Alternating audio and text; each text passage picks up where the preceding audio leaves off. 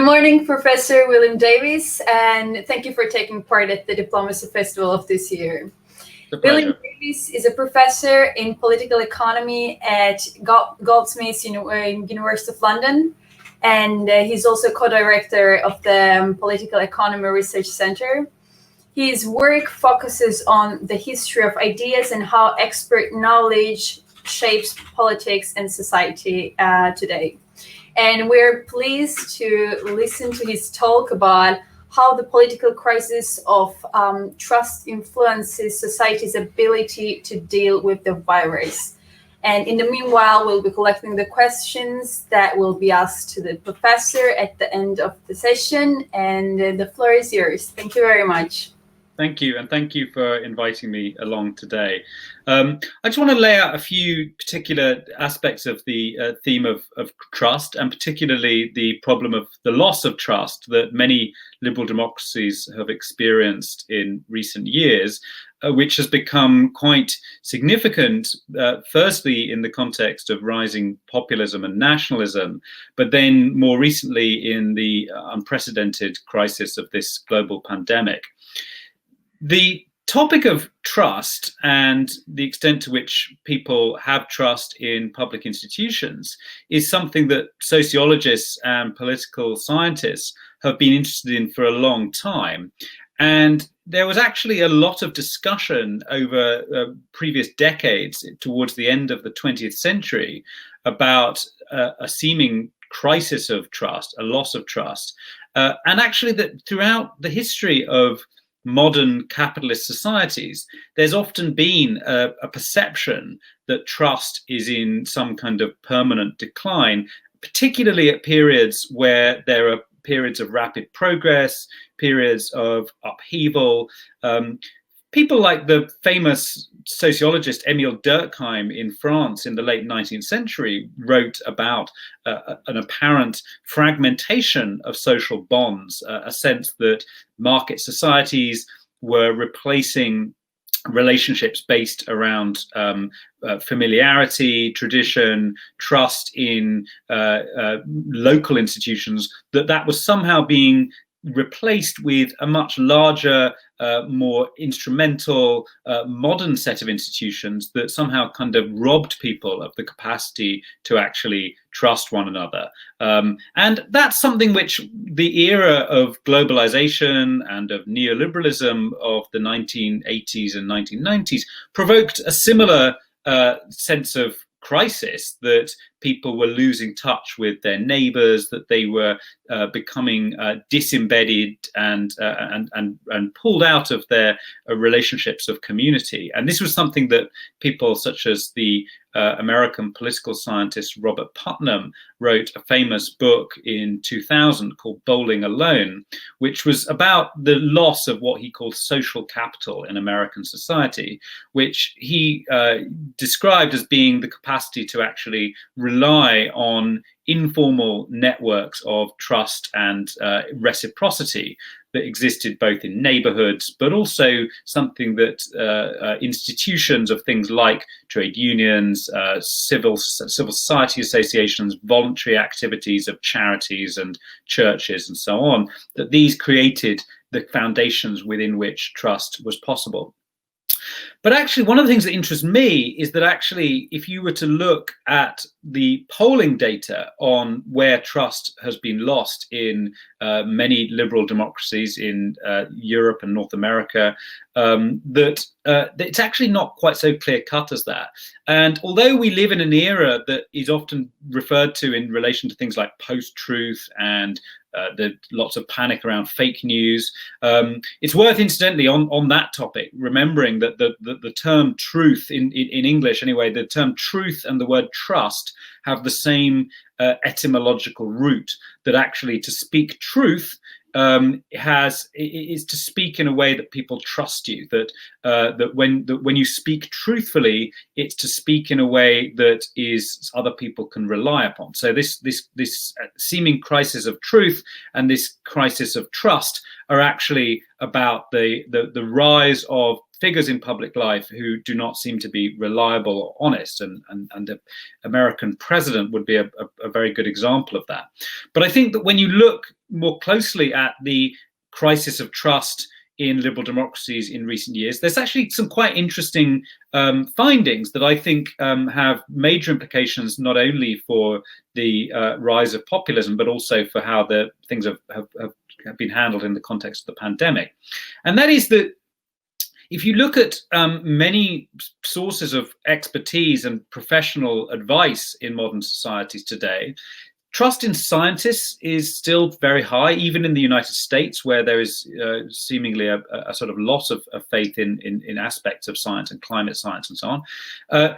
Trust in government officials still tends to be pretty high. The permanent civil servants, trust in things like independent statistical agencies, that when people are asked, do you trust these statisticians and these government officials to tell the truth, most people still basically think that these bodies are trustworthy. The area where trust is higher than anywhere, and has been the case for a long time, and I think is interesting in relation to the pandemic, is in the medical professions. So doctors and nurses remain the professions in many societies around the world who retain the highest levels of public confidence. And I mean, in the UK and elsewhere, there was this extraordinary outpouring of expression of gratitude towards the medical professions over the last year, and they remain figures who have very, very high levels of public confidence. Where there has been a plummeting of trust over the last 40 years, and it really dates back heavily towards the early 1980s, is in two professions. And you probably already guessed what at least one of these is. It's professional politicians, that is the politicians who build their careers around politics. So they go into the machines of party politics, they rise up and they become the representatives, and they seize power. And it is professional journalists, and it is those working in the mainstream media of the broadcasters and the newspapers and so on. And what distinguishes these two professions is that they are both figures that that seek public status, that they are figures that look at the space of public argument, of public rhetoric, and they seek to be, they specifically aim to become the parties, the participants in that space. They are either the mediators of public debate, in the case of journalists, or they are the key practitioners of public debate in the case of politicians. So the entire space of public debate, the public sphere, of the space of public deliberation has come to be seen with great skepticism by many citizens around the world. And for this reason, that gives space for populist parties from both the left and the right to seize the opportunity to arrive in the public sphere and to say, we are here to clear out the liars of both the mainstream media and the liars of the mainstream established political parties, who both of them, and one of the main claims that many populists make is that these groups are working in tandem with each other. So Donald Trump will say that the New York Times or the CNN is part of the Clinton media. And you see this, Marine Le Pen says similar things about the relationship between politicians in Paris and the main newspapers in France. And you see it with Farage in the UK and so on. So you have a crisis of trust that is not actually aimed at the professionals and the experts as such, but at those who have a very prominent place within the public sphere. Now, how does this then affect what's happened with the relation to the pandemic? Well, I think there are a couple of things that we need to appreciate. The first is, of course, that I think that we don't have a problem of science or a problem of the credibility of science. Of course, scientists disagree about certain things, and there has been a politicization of science in many cases. In some ways, a necessary politicization of science, because the scientific advice has huge political implications. Things like lockdowns, even things like mask wearing. I mean, these are clearly political policies. They're not things that should ever be seen as existing completely outside of the space of politics. They have a political dimension to them. But I think that where societies stand or fall in this present crisis is their capacity to draw on reserves of collective action and on confidence in their mainstream political institutions, such that when people are spoken to by their politicians, mediated by their media, that they actually believe that they are, broadly speaking, being told something that they can have some kind of confidence in. And I'll speak again about my own country, the UK. I mean, Britain had a full lockdown later than most countries in late March, lasting through until June. It went on for longer than some countries. The death toll was much higher than in nearly all countries. But then we also witnessed a plummeting of public confidence in the government's information strategy over the course of May and June. The government began to be seen as unreliable. It began to be seen as playing games. It also had some scandals where some senior government figures were discovered not to be upholding rules in their own lives and this sort of thing.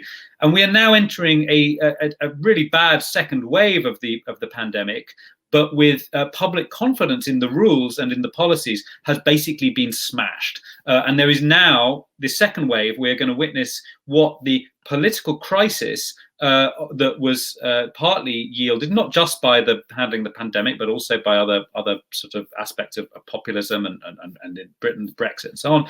But the problem, which I think all countries now have, is that countries that have come to look at politicians and the media as liars are going to have considerably greater problems in finding their way through a second wave of the pandemic, because the central problem that the pandemic presents to us is one of collective action, one of to what extent are we willing to coordinate our activities with others, to what extent are we willing to make sacrifices in our personal lives for others and expect that they will do the same for us.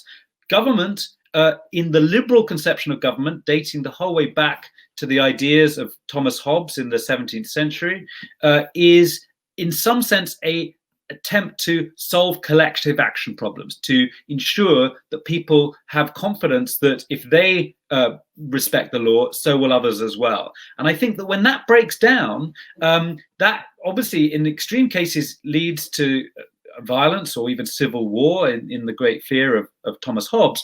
But even on a kind of micro level, on a day-to-day behavioral level, I think that the ability of societies to establish cooperation in response to some of these kinds of threats is greatly impeded where there is this crisis of trust, specifically around the sphere of public information and public communication. So I'm going to stop there.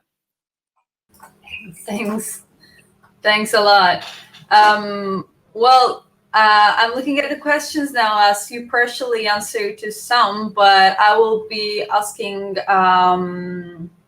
So the first question is, how hard is it, or the government or the public health agencies, to convince the people at this point? I think this is a very good question, and I think that it depends partly on how the different authorities and agencies handled the first wave. I think that people have got a lot smarter, a lot more informed about things, but they've also been informed by sources that many of us probably aren't aware of. I mean, there is a lot of information on Facebook, on YouTube.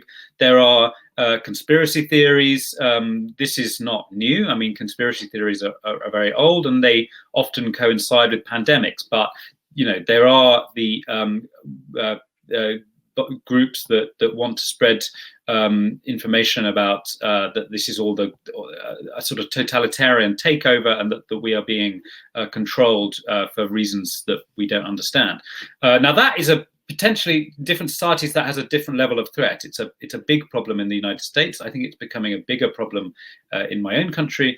But on a milder level, of course, there is a big. I think that whether there is confidence in competence of government, that has a big effect on people. I think that if people believe government is competent enough to deliver things like a test and trace system, as has been done competently in countries like Germany, and as I understand it, much more competently in Italy than in countries such as the United Kingdom, that at least then means that people naturally will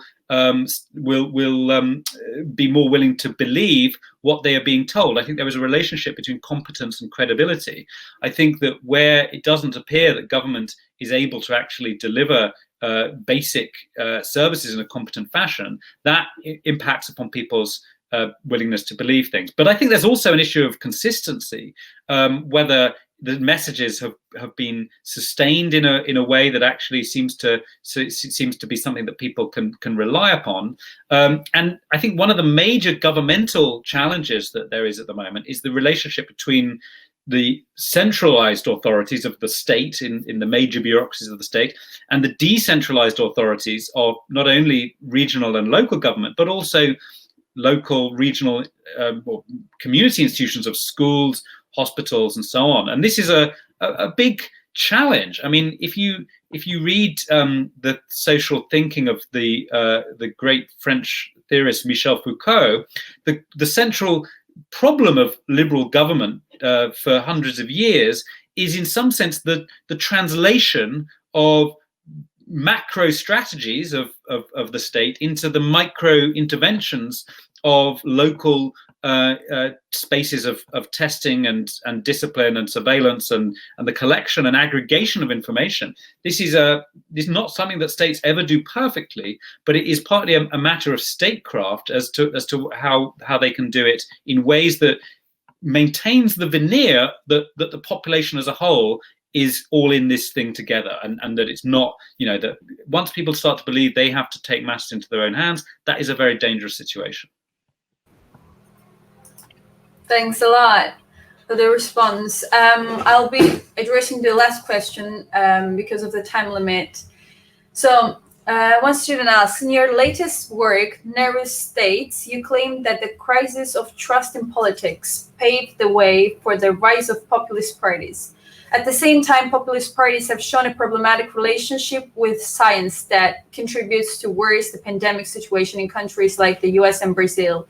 Do you think this could just fuel the vicious cycle, or could lead to a sort of awakening of conscience?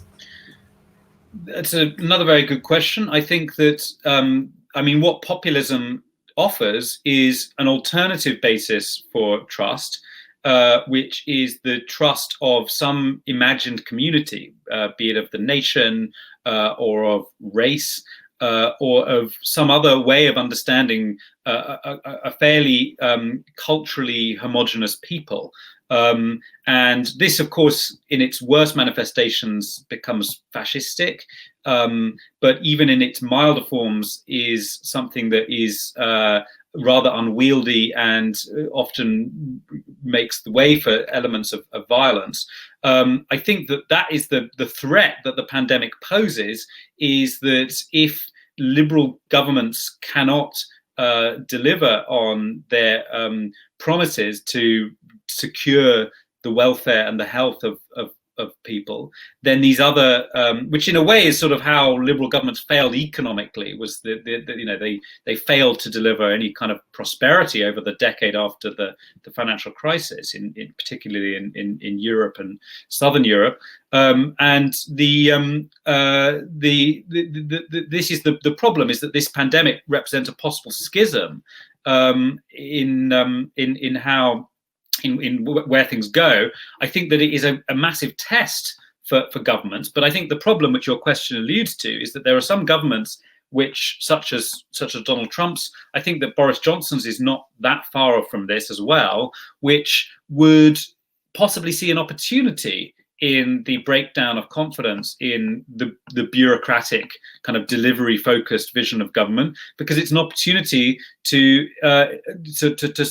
discredit one vision of politics and to open up space for another vision. And I think that other vision is one that has much greater power for certain types of private company in the operations of the state, for data analysts in the management of population, and you get a kind of a sort of cyber futuristic vision of the state, which does not have the same that doesn't depend in the same way on the confidence of people, and I think this is a frightening proposition. Is a state which operates in a more clandestine fashion via the technologies that are pioneered in Silicon Valley and of artificial intelligence, and this is something that is not that far away, and it's more of a kind of security state. Which is partnered to these companies, the Palantir type companies, and this sort of thing, and the possibilities and the opportunities for this type of high tech private sector state is certainly also being opened up by the crisis of liberal government that the pandemic potentially unleashes. Thanks a lot. Thank you very much. That was a very interesting and insightful talk. I think that's it for now. Thanks a lot again. Not at all. Great. Thank you.